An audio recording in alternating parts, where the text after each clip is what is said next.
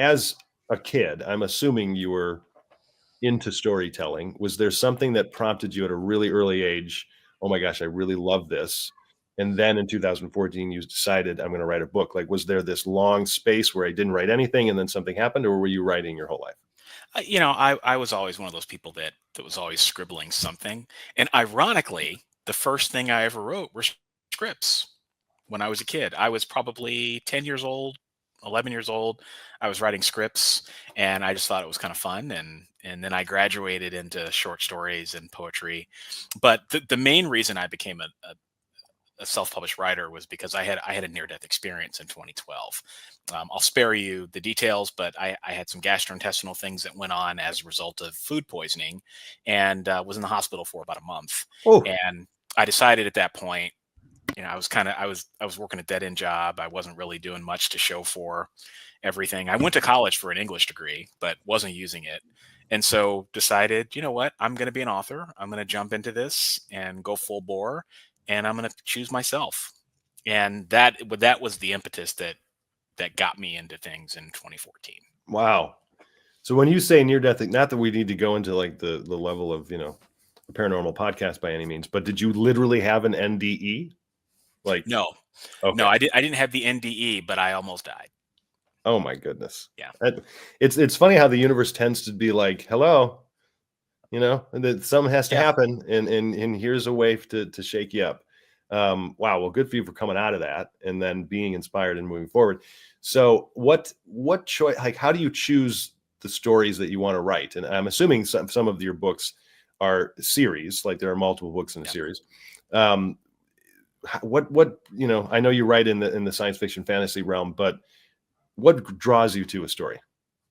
Yeah, for me, I have lots of different ideas. And to keep this short, I picked this story idea that makes me get out of bed the fastest in the morning. So, whichever idea I'm most excited about, that's what I do. And when I commit to it, I commit to finishing it. So I don't start a story and then walk away. I commit to the story and see it through until it's done, and then give myself a bit of a break, a day or two, and then I jump into the next one. Wow. So you give yourself a bit of a break of a day, but how long does it usually take you to actually, page one of even just an outline brainstorming to the end? It depends. I don't outline, but so I do everything. I'm what we would call a pantser. So I write by the seat of my pants. So I have no idea what's going to start with the story. The only thing I know when I start a novel is the first page. And beyond that, I have no idea. It could go anywhere. So every novel takes a different amount of time. I Yeah, mean, some novels are different lengths. Sometimes it's kind of hard to give a time frame, but sure. I do write pretty quickly. So There's got to be some kind of notes taking you're doing or something. I mean, like, oh, here's an idea, and maybe I'll play with that, and then you go into or no. no, I just sit down and do it. That's the joy. For me, this is a calling. And part of that calling is being able to experience that rising joy every time I sit down in the chair. And that's what brings me joy, is throwing myself into a situation and having no idea how I'm going to get out. And ironically, in all the 100 books I've written, I have never written a book that I have not been able to get myself out of a bind. So Okay. when you trust yourself, and this is probably true of screenplay writing as well, when you trust that inner guide, that inner self within you, you'd be amazed at what it can do. But the hard part is the emotional part of writing and trusting Right. it, right? Right. And so, that's one thing that novelists and screenplay writers, I imagine, have in common. For sure. There's that level of not only trusting yourself, but also when I'm working with writers in a screenplay, it's also trusting the audience, because we can tend to feel as if we need to tell the audience, this is what I mean, and this is Right. here's the information you need. And so there is a lot of trust that comes in. And also faith in your own inherent storyteller, meaning you know how to do this.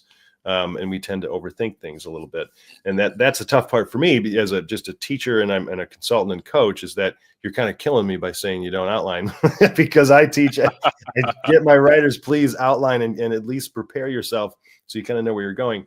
I do think there's something a little different with the book process and the screenwriting process, because there is much more of of, you know, flow of consciousness and free form. You're not too worried about the actual form. How many pages I need to keep this down to? How many scenes does, or how many pages does this scene have? And that does kind of, you know, overwhelm us as a screenwriter, because everybody hears no more than 110 pages. If you're 115, you might be okay. If you're over that, there are a lot of rules, you know, in screenwriting, mainly because it's so much more collaborative than the novel writing process. And I kind of had a little of that when I wrote my fantasy novel, but I planned a lot out first, and I think that's just me.